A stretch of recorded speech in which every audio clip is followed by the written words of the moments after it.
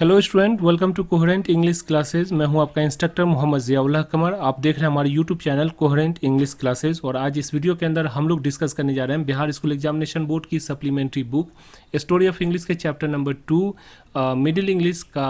आज हम लोग डिस्कस करेंगे ऑब्जेक्टिव क्वेश्चन आंसर को। इससे पहले अगर मिडिल इंग्लिश के क्वेश्चन आंसर का वीडियो आपको चाहिए या फिर जो है लाइन बाय लाइन ट्रांसलेट किया हुआ पूरा एक्सप्लेन किया हुआ मिडिल इंग्लिश का वीडियो चाहिए, तो इसी चैनल पे यानी कोहेरेंट इंग्लिश क्लासेस की यूट्यूब चैनल पे प्लेलिस्ट है, प्लेलिस्ट में जाइए, वहाँ पे आपको सारा वीडियो अवेलेबल है, आप उसको एक एक करके वॉच कर सकते हैं। तो आइए स्टार्ट करते हैं। पहला क्वेश्चन है, middle English came into existent after gap of almost, यानी जो मिडिल इंग्लिश है वो कितने साल के गैप यानी अंतराल पे जो आया, यानी कि ओल्ड इंग्लिश से मिडिल इंग्लिश के बीच में कितने वर्ष का अंतराल है। तो जो सही आंसर है वो है आपका बी, अ सेंचुरी, यानी लगभग 100 साल के बीच में, मतलब मिडिल इंग्लिश और ओल्ड इंग्लिश और मिडिल इंग्लिश के बीच में जो गैप है वो 100 साल का गैप है। उसके बाद क्वेश्चन नंबर 2 देखिए, middle English period is accepted to be from, यानी जो मिडिल इंग्लिश है वो पीरियड जो है एक्सेप्टेड, मतलब मिडिल इंग्लिश का जो पीरियड है, मिडिल इंग्लिश का जो काल है वो कहलाता है कब से कब तक का। तो सही आंसर देखिए 1150 से लेकर 1500 ईस्वी तक का जो पीरियड है वो मिडिल इंग्लिश कहलाता है। The printing press setup by at Westminster Abbey England in AD 1476, यानी जो प्रिंटिंग प्रेस है वो इनमें से किन के द्वारा जो है प्रिंटिंग, सबसे पहला प्रिंटिंग प्रेस को जो है स्थापित किया गया था। तो सही आंसर है विलियम कैक्सटन। विलियम कैक्सटन के द्वारा जो है इसको जो है स्थापित किया गया था। Question number 4, the was series of changes in pronunciation of English long vowel, यानी कि जो यानी लॉन्ग वॉवेल जो है उसकी जो सीरीज है, चेंजेस की सीरीज को, उसको क्या कहते हैं? उसको कहते हैं ग्रेट वॉवेल शिफ्ट कहते हैं। समझ में आ गया? और यहाँ पे क्वेश्चन आपका 3-4 क्वेश्चन बन सकता है। जैसे यहाँ पे देखिए, printing press setup by William Caxton, printing press setup by William Caxton at Westminster Abbey, यानी विलियम कैक्सटन के द्वारा जो है प्रिंटिंग प्रेस को जो स्थापित किया गया था, कहाँ किया गया था? वेस्टमिनिस्टर के अंदर। और जो तीसरा इसके अंदर जो ऑब्जेक्टिव हो सकता है वो हो सकता है कि printing press is setup by William Caxton at Westminster Abbey in AD 1476, यानी 1476 ईस्वी को। तो इसमें 4 जो है क्वेश्चन ऑब्जेक्टिव बन सकता है। ठीक है, आगे चलते हैं। मिडिल इंग्लिश वाज ए या एन लैंग्वेज, जो मिडिल इंग्लिश जो था वो क्या था? स्टैंडर्डाइज्ड लैंग्वेज था, इजी लैंग्वेज था, डायलेक्टिकल था या कॉन्सोनेंट था? तो ये देखिए यहाँ पर जो सही आंसर है वो है डायलेक्टिकल, यानी मिडिल इंग्लिश हो या ओल्ड इंग्लिश हो, ये दोनों इंग्लिश जो है डायलेक्टिकल, यानी ये उपबोलियों में विभाजित भाषा थी। The great vowel shift began at AD about AD, यानी जो ग्रेट वॉवेल शिफ्ट है, मतलब कि लंबे जो अंग्रेजी के जो स्वर है उसके अंदर जो चेंजेस होना स्टार्ट हुआ, जिसे ग्रेट वॉवेल शिफ्ट कहते हैं, वो कब से स्टार्ट हुआ? तो उसका जो सही आंसर है 1400 ईस्वी के अंदर स्टार्ट हुआ। Existed both in spoken and written form, यानी मिडिल इंग्लिश या ओल्ड इंग्लिश या बोथ या none of this, all false. देखिए मिडिल इंग्लिश जो है वो स्पोकन और रिटन, यानी बोलने में भी और लिखित रूप में भी मिलती है, लेकिन ओल्ड इंग्लिश सिर्फ बोलने में मिलती है, लिखित रूप में नहीं मिलती है। उसके बाद देखिए, ओल्ड इंग्लिश हैड डायलेक्ट्स, यानी ओल्ड इंग्लिश के पास कितने डायलेक्ट थे, यानी कितनी उपभाषाएं थी या उपबोलियां थी?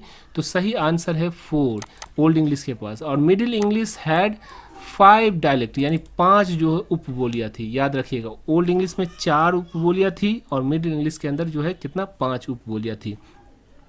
Modern English has evolve from dialect, यानी मॉडर्न इंग्लिश जो आज हम लोग पढ़ते हैं वो इंग्लिश किस डायलेक्ट से जो है सो निकली थी? तो सही आंसर है ईस्ट मिडलैंड जो डायलेक्ट है उससे निकली थी। The French influence was gradual but significant during, यानी जो फ्रेंच वर्ड है या फ्रेंच भाषा का जो प्रभाव है इंग्लिश पे वो धीरे धीरे था, लेकिन बहुत ही महत्वपूर्ण था किस काल के अंदर? तो सही आंसर जो है आपका वो है 30th सेंचुरी से 40th सेंचुरी, यानी 1300 से लेकर 1400 शताब्दी के बीच में जो फ्रेंच भाषा का अंग्रेजी पर जो प्रभाव था वो धीरे धीरे था, लेकिन बहुत ही महत्वपूर्ण था। उसके बाद देखिए क्वेश्चन नंबर आपका जो है वो 12,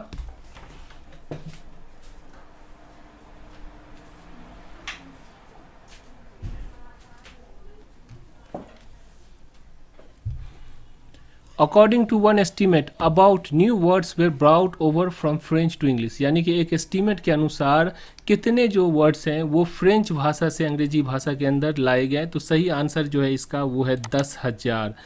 उसके बाद क्वेश्चन नंबर 13 देखिए, the period witnessed extensive and fundamental changes in phonological and grammatical system in English। यानी मॉडर्न इंग्लिश के अंदर या मिडिल इंग्लिश के अंदर ऐसा हुआ कि जो ग्रामेटिकल सिस्टम है अंग्रेजी का और जो ध्वनि जो है मतलब जो ध्वनित्मक जो वर्ड्स हैं जो स्लेबल है उस लेवल में चेंजेस आई। किसके दौर के अंदर? मॉडर्न इंग्लिश के दौर के अंदर, मिडिल इंग्लिश के दौर के अंदर, या एंग्लो सैक्सन इंग्लिश के दौर के अंदर, या ओल्ड इंग्लिश के दौर के अंदर। तो सही आंसर है मिडिल इंग्लिश के दौर में ये ग्रामेटिकल सिस्टम में चेंजेस और फोनोलॉजिकल में भी चेंजेस आई थी। Question number 4, the French influence was gradual but significant during. यानी फ्रेंच का जो प्रभाव था वो ग्रेजुअल था लेकिन धीरे धीरे ही लेकिन महत्वपूर्ण था। वो कौन सा था?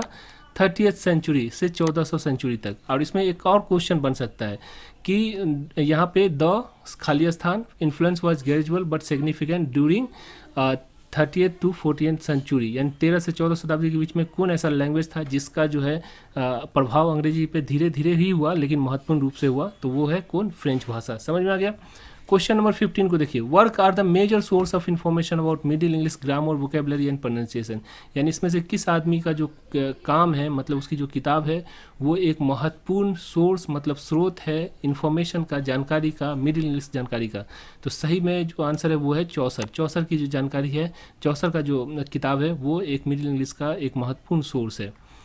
The Romaunt of Rose is written by. Romaunt of Rose जो है वो लिखा गया किसके द्वारा? चौसर के द्वारा लिखा गया है। समझ में आ गया? Piers of Plough is written by. Piers of Plough नाम की जो किताब है वो किसके द्वारा लिखी गई है? तो देखिए विलियम्स लैंगलैंड्स। ठीक है। वॉक्स क्लेमेंटिस इज रिटन बाय। वॉक्स क्लेमेंटिस जो है वो लिखी गई थी किसके द्वारा? तो यहाँ पे देखिए जॉन ग्रोवर। जॉन ग्रोवर की जो किताब है उसके अंदर सब में टिस टिस लगा हुआ है, समझे? जॉन क्लेमेंटिस। तो इस तरह से अगर टिस लगा रहे तो समझ जाइए जॉन ग्रोवर की किताब है। The early literature of middle English phrase 1115 to 1215 is exclusively in nature, romantic, boring, religious या सेकुलर। तो ये देखिए 1150 से लेकर 1215 तक की जो लिटरेचर है, जो किताब है, वो रिलीजियस थी, धार्मिक थी, ईसाई धर्म की जो उसके अंदर जो किताब मिलती है, जो इंग्लिश की किताब होगी 11 जो छपी होगी 1150 से लेकर 1215 के बीच में, वो सारी किताब जो है रिलीजियस होगी। क्योंकि उस ज़माने में क्या होता था कि जो एंग्लो सैक्सन थे, जो एंग्लो सैक्सन थे वो क्या थे, वो फ्रेंच भाषा को पोर्ट्रे करते थे, मतलब फ्रेंच भाषा उसकी बोली थी। और जो अंग्रेजी में जो है अंग्रेजी भाषा का इस्तेमाल सिर्फ और सिर्फ जो है जो मिशनरीज होती है, मतलब जो कि धार्मिक ईसाई धर्म को फैलाती है, उसने जो है उस भाषा का इस्तेमाल किया। क्योंकि अंग्रेजी जो था आम लोगों की भाषा थी, तो जो मिशनरी को आम लोगों तक पहुंचना था, इसीलिए उसने जो क्या किया, रिलीजियस टेक्स्ट को इंग्लिश में छापा। इसीलिए ये जो सारी किताब है 1150 से लेकर 1215 तक का, वो सारा का सारा किताब जो है रिलीजियस है। The second half of the 14th century is known as a period of great individual writer. मतलब कि जो 13वीं शताब्दी का जो दूसरा मतलब 1343 के बाद का जो समय है, वो इंडिविजुअल राइटर का मतलब इंग्लिश के इंडिविजुअल राइटर का समय कहलाता है। The first printing press was setup in AD 1476 ईस्वी में जो पहली प्रिंटिंग प्रेस की जो है स्थापना की गई। समझ में आ गया? तो इस तरह से आपका जो है पूरा ऑब्जेक्टिव क्वेश्चन आंसर का हमने जो लाइन बाय लाइन इसको डिस्कस किया, एक्सप्लेन किया। आशा करता हूँ ये वीडियो आपको अच्छी लगी होगी। अगर बिहार स्कूल एग्जामिनेशन बोर्ड के आप टीचर हैं या स्टूडेंट हैं तो आप हमारी ये किताब रेनबो स्नैपशॉट को परचेज कर सकते हैं। परचेज करने के लिए एक एप्लीकेशन है कोहेरेंट इंग्लिश क्लासेज, यानी एक ऐप है, प्ले स्टोर से उसको डाउनलोड कर सकते हैं, या इस वीडियो के डिस्क्रिप्शन बॉक्स में आपको लिंक मिल जाएगी, या फिर जो है आप हमें इस नंबर पे 9065829862 पे कॉल कर सकते हैं या मैसेज कर सकते हैं, लिंक मंगवा सकते हैं, डाउनलोड कर सकते हैं और वहाँ से आप किताब को परचेज कर सकते हैं। अगर आप बिहार स्कूल एग्जामिनेशन बोर्ड के टीचर हैं और अपनी कोचिंग के नाम से इस PDF फाइल को छपवाना चाहते हैं या बनवाना चाहते हैं तो आप इसी नंबर पे 9065829862 पे कॉल कर सकते हैं और अधिक जानकारी ले सकते हैं। Thank you so much for watching coherent English classes.